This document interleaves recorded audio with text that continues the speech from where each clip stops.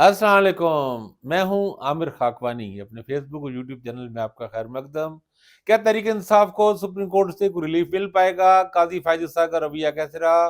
آج level playing field کے حوالے سے جو کیس میں سماعت ہے اس پہ بات کرتے ہیں۔ اس میں جو اہم نکات، جو سوالات قاضی فائز عیسیٰ نے اٹھائے، ان میں کتنا وزن ہے، کیا اس میں پوائنٹس ہیں، اور پی ٹی آئی کے وکلاء کہاں غلطی کر رہے ہیں، آج بھی انہوں نے کیا غلطی کی، اگر پی ٹی آئی کو ریلیف لینا ہے تو اس کو کیا کرنا چاہیے، کیا اسٹریٹجی بنانی چاہیے۔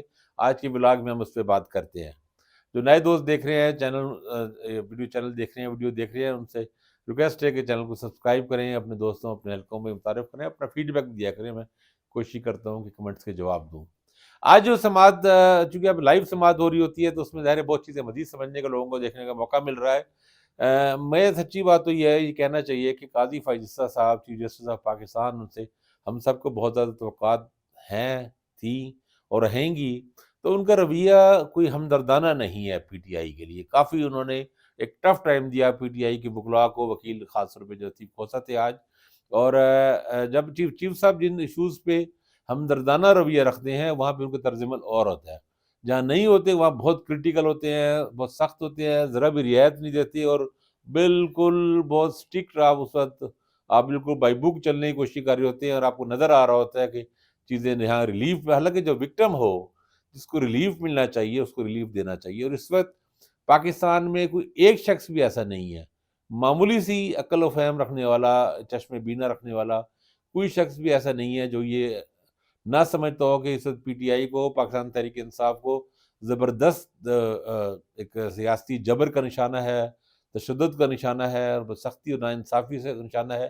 اور جو آئینی ادارے جسے ہم الیکشن کمیشن آف پاکستان بھی جن میں شامل ہے، وہ بالکل انتہائی بائسڈ ان کا رویہ ہے، متعصبانہ، یک طرفہ، ون سائیڈڈ اور سخت قسم کا شدید اینٹی پی ٹی آئی رویہ، یہ ہر ایک کو نظر آ رہا ہے، اور بار بار، اور اتنی واضح چیزیں ہیں کہ اس کے لیے کوئی ماہر ہونا ضروری نہیں ہے، یا کوئی ایویڈنس ایسی نہیں ہے کہ صرف کوئی بڑا انویسٹیگیٹو رپورٹر یہ بات جانتا ہو۔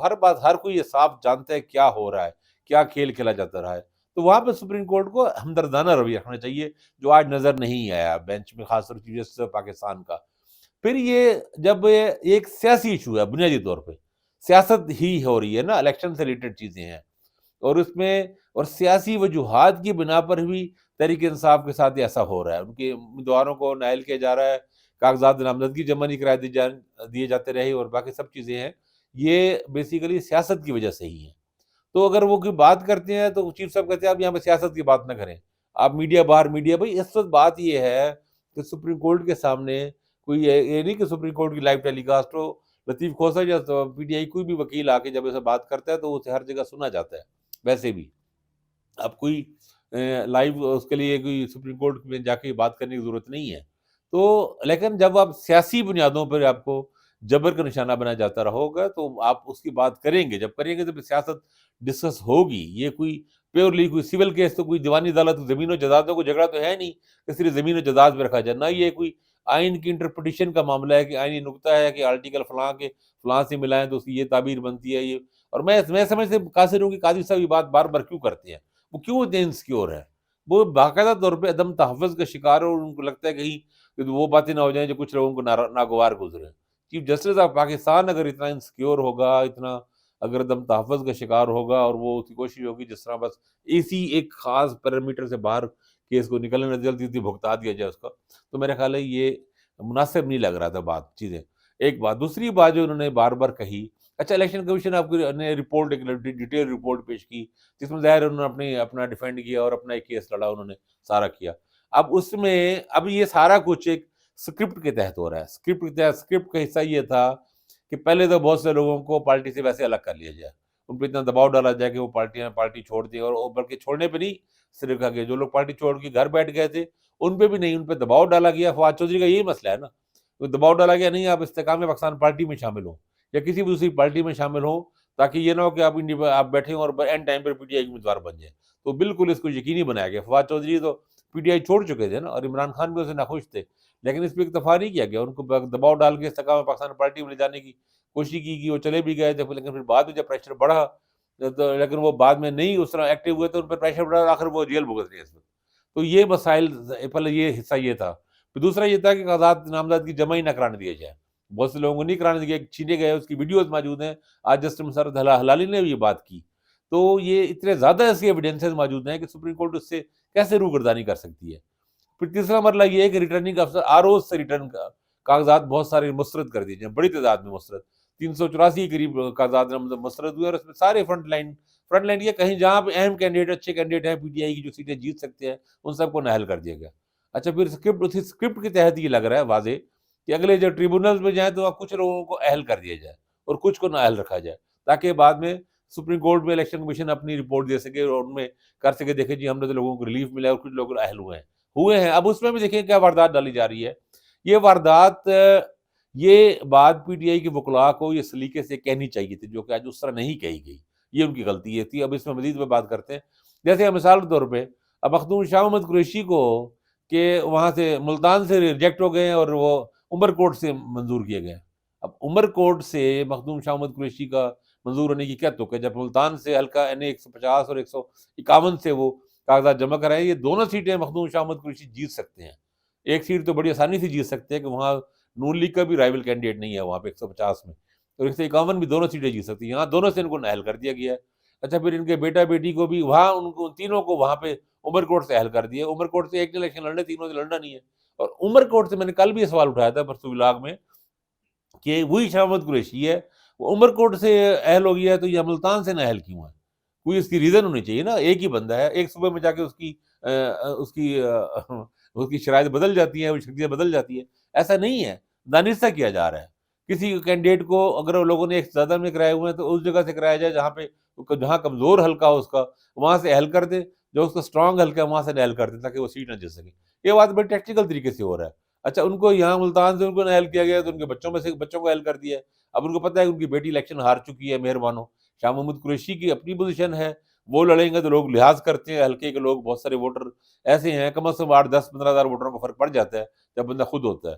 تو ان کا خاص طور جب جیل میں ہے تو ان کے ساتھ ایک سمپتی بھی موجود ہے، وہاں پہ ایک وکٹم ہونے کا تصور بھی موجود ہے. تو کمپین کے بغیر ہی ان کو فائدہ ہو جائے گا. جب ان کی بیٹی الیکشن لڑے گی تو اس کو ظاہر ہے وہ بات نہیں ملے گی. تو یہ سب چیزیں الیکشن کمیشن کو بھی پتہ ہے، اور یہ سب چیزیں اسی اسکرپٹ کا مطلب میں کہنا تو نہیں چاہتا، لیکن تاثر یہ مل رہا ہے کہ وہ الیکشن کمیشن اسی کا حصہ ہے. اچھا اب یہ سوال سپریم کورٹ کو بھی پوچھنا چاہیے کہ اتنی بڑی تعداد میں آر اوز نے آخر کیوں، اس بات پہ یہ صرف سپریم کورٹ اس پہ مطمئن ہو گیا جی آپ لوگوں دیکھیں کافی سارے کاغذات تو منظور ہو گئے ہیں منظور، لیکن آر اوز نے کیوں ریجیکٹ کیے؟ کیوں اس سے پوچھا جا سکتا ہے آر اوز سے اتنی بڑی تعداد میں صرف ایک پارٹی کے رہنماؤں کے، اور وہ بھی اہم رہنماؤں کے، سب جگہوں پہ اہم تگڑے کینڈیڈیٹس کے جو سابق ارکان اسمبلی ہیں، ان کی کاغذات کیوں مسترد ہوئے آخر؟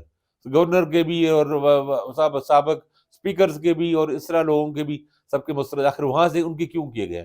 آر اوز نے اتنی بڑی تعداد میں کیوں کی ہے؟ اور پھر آگے اپیل میں کیوں ہو رہا ہے منظور؟ آر اوز سے پوچھا نہیں جانا چاہیے کہ آپ نے کس بنیاد پہ، کوئی دلیل ہے؟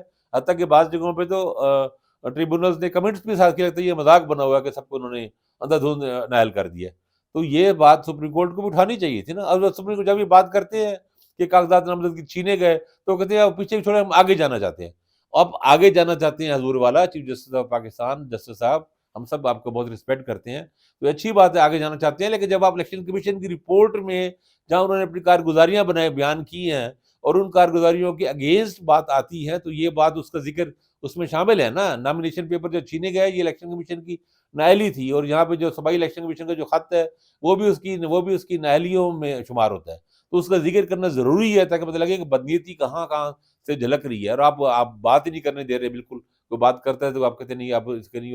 اور وہ چیف جسٹس خود چونکہ بولتے ہیں بہت ماشاء اللہ سے، اور دوسروں کو بولے نہیں دیتے. رسیف کھوتا صاحب بھی ویسے ہی وکیل ہے، تو وہ آج یہ بھی کنفرنٹیشن نظر آئی کہ وہ کہہ رہے آپ ہمیں بولنے نہیں دے رہے تو ہم یہ کیس نہیں سن سکتے، اور اس طرح ایک سخت انہوں نے کمنٹس بھی دیے. پھر کھوسا صاحب کو چپ ہونا پڑا. تو بات یہ ہے کہ یہ جو ایک کام ٹیکنیکل کام ہو رہا ہے کہ کچھ کے کاغذات منظور کر دیے گئے، کچھ کے نہیں کیا. اب اس کے بعد ہائی کورٹ سے اپیل ہوگی، وہاں بھی ایسا ہوگا، کچھ کے ہو جائیں گے کچھ کے نہیں ہوں گے. تو مقصد یہ ہے کہ کچھ جو ہوں گے وہ صرف سیٹیں ہیں سیدھی سادھی. اگر 20-30-40 سیٹیں، 35-40-50 ایسے کینڈیڈیٹس کو جو سیٹیں جیت سکتے ہیں ان کو اگر نااہل کر دیا گیا تو اس سے بہت فرق پڑتا ہے. اس سے وہ سیٹیں ہی ماری جائیں گی. وہاں جو فرق پڑے گا وہ 20-30 ہزار ووٹوں کا فرق یقینی پڑے گا. اور 20-30-40 ہزار ووٹوں کے فرق کا مقصد یہی ہوگا کہ آپ الیکشن ہار جائیں گے، سیٹیں ہار جائیں گے. وہ جہاں نیک ٹو نیک فائٹ ہو، کلوز فائٹ ہو، وہاں बड़ा फ़र्क पड़ता है कि एक स्ट्रॉन्ग कैंडिडेट्स को। अच्छा, फिर ये कहा जाए कागज़ात रमदीद सबसे ज़्यादा इनके हुए दाखिल, वो इसलिए हुए कि पीटीआई को तो पता ही क्यों नहीं था कैंडिडेट कौन-सा होना है, कौन-सा नहीं होना। उनका सारा कुछ ही उनको तितर-बितर हुआ पड़ा, तो लोगों ने अंधाधुंध अपने तौर पे जमा करा दिए। जबकि मुस्लिम लीग नून और बाकी पार्टियों से एक प्लानिंग के तहत हुआ ना, उनको पता है कि किनको-किनको करना है, उन्होंने जिनको ग्रीन सिग्नल दिया हुआ है, वो उनका कवरिंग कैंडिडेट ज़्यादा से ज़्यादा 2 या 3 लोगों ने जमा कराया है। तो यहाँ तो बाज़ औक़ात 10 से 15-15 लोगों ने करा दिए, और बहुत सारे उन्होंने, कुछ तो ऐसे हैं जो पीटीआई के हैं भी नहीं इस वक़्त। पीटीआई छोड़ चुके हैं, लेकिन वो चूँकि पीटीआई के थे, तो लोगों का तासुर ये है कि शायद पीटीआई के हैं। अब कई लोगों के बारे में जो इस इंडिपेंडेंट लड़ रहे हैं, पीटीआई के नहीं लड़ रहे, लोग उन अखबार वाले उनको पीटीआई खाते में डाल रहे हैं, चूँकि वो पीटीआई से अलग उस तरह उन्होंने बाकायदा मज़म्मत नहीं की या बिल्कुल एलानिया वो नहीं की। तो ये मसाइल भी साथ हैं। तो उनकी जो तादाद है, उस तादाद से मुग़ालते का शिकार नहीं होना चाहिए था। लेकिन ये सारी बातें इन पॉइंट्स के साथ पीटीआई के वुकला ने पेश नहीं की। लतीफ़ खोसा साहब माज़रत के साथ इस केस के लिए फिट कैंडिडेट नहीं थे, वकील नहीं थे। खोसा साहब सियासी बात करते हैं, बात फैला के बात करते हैं, पुरजोश तकरीरें करते हैं, जजों के सामने ज़्यादा खुल के बोलते हैं, शायद उनको इसलिए रखा गया। ये एस के मामले में काज़ी फ़ायज़ ईसा के सामने, उनके सामने इनको बैरिस्टर सलमान अकरम राजा या बैरिस्टर अली अली ज़फ़र जैसे बंदों को लाना चाहिए। अगले केस में पता लगा था आज वो कि उसमें हामिद खान का वो जो पार्टी के निशान वाला केस है, वो मेरे ख़्याल में कल वो चूँकि पेशावर हाई कोर्ट में है, तो ये उन्होंने आगे परसों के लिए शायद 10 के लिए रख दिया। उसमें हामिद खान को आना चाहिए। हामिद खान सबसे ज़्यादा एक सीरियस आदमी है, सोबर आदमी है। तो पीटीआई के वुकला की भी स्ट्रैटेजी गलती है। उनको इस रिपोर्ट पे काम करके टेक्निकल पॉइंट्स बना के देने चाहिए थे कि ये ठीक है कि इन्होंने अपनी अंदाज में बनाने की कोशिश की, मैनिपुलेट करने की चीज़ें की हैं फैक्ट्स को। लेकिन ये कि इन्होंने पहले ये उनको सवाल उठना चाहिए था कि भई कि सारे लीडरों की एक लिस्ट बनानी चाहिए थी कि ये सारे लीडर इनके ही सारे जगहों पे अहम हैं, 2-2 बार, 3-3 बार इलेक्शन जीत चुके हैं। इन लोगों के नॉमिनेशन पेपर क्यों हुए हैं? और फिर आरओ जितने ज़्यादा लोगों के क्यों किए? और फिर ये है कि कुछ लोगों को जो कागज़ात नामज़दगी जो छीने जाते रहे, या वो चीज़ें थी, वो इनकी रिपोर्ट्स में तो ज़ाहिर है उसका नहीं है ज़िक्र। लेकिन वो भी उसी के जो जो इनका जो पूरा केस है कि पीटीआई को इलेक्शन हराया जा रहा है, तो उसका वो हिस्सा है। तो वो भी इसलिए आना ज़रूरी है सब चीज़ों का। तो इनको जब खोसा साहब से बात करें, खोसा साहब ज़्यादातर कह के भी लगाते हैं अदालत में गैर ज़रूरी तौर पे, तो उनको वो इस तरह पॉइंट से बराबर करना चाहिए बात। अगर क्योंकि अदालत और बेंच उनके साथ उतना हमदर्दाना नहीं है। मैं ये नहीं कह रहा बायस्ड है, बायस्ड नहीं है अभी तक, ऐसा नहीं नज़र आ रहा। और वो चीफ साहब कुछ चीज़ों रिलीफ देते भी नज़र आ रहे हैं, लेकिन वो टफ हैं इस मामले में ज़रा, और बहुत टू द पॉइंट वो चाह रहे हैं बात करना।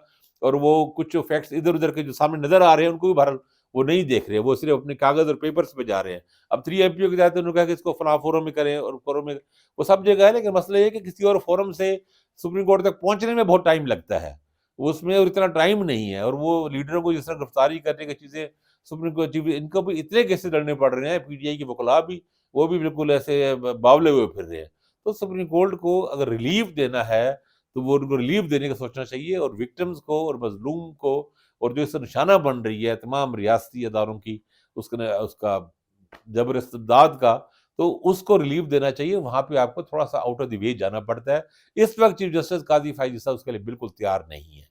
तो पीटीआई को ये केस लड़ना है, जीतना है, तो उनको उसी अंदाज़ में खेलना पड़ेगा, जिस तरह चीफ साहब ने उसके रूल्स तय कर दिए हैं। जो कि अदालतों में बहरहाल होता है, टू द पॉइंट बात करें, अच्छी तरह केस को प्रॉपर प्रिपेयर करके आएँ, और सियासी बातें और इस तरह की बातों के बजाय पॉइंट्स बना के वो गिनवाएँ, और जहाँ-जहाँ उसमें खामियाँ हैं या तज़ादात हैं इस रिपोर्ट में, उस पे बात करें, और उस पे ताकि उसमें रिलीफ लेने की कोशिश करें। रिलीफ के लिए आपके पास एक लाएअमल होना चाहिए, कहाँ आप रिलीफ चाहते हैं। ये जनरल ऑर्डर नहीं जो पास करेंगे। ये जनरली आप देखें, वो बार-बार कह रहे हैं कि इलेक्शन कमीशन का काम है। ठीक है, इलेक्शन कमीशन का काम है, लेकिन इलेक्शन कमीशन अगर पीटीआई को हराने का ठान चुका है, जो कि नज़र आ रहा है साफ, तो तब क्या करना चाहिए? उस आईनी इदारे को कहीं न कहीं क्योंकि किसी ने उसे कंट्रोल भी, चेक भी तो रखना है उसपे ना। Supreme court check and balance का काम देती है, तो वो चेक कर ले कि इनको एक, लेकिन उनको अपना एक पूरा एक पॉइंट्स की सूरत में लाएमल बना के जाना चाहिए, तभी जाके केस लड़ सकती है। अगले व्लॉग में इससे हट के मैं बातें करूँगा इधर अफ़गानिस्तान के हवाले से, तालिबान के हवाले से। तो बहरहाल अब तक इतना ही। आप अपना ख़्याल रखिएगा। अल्लाह हाफ़िज़।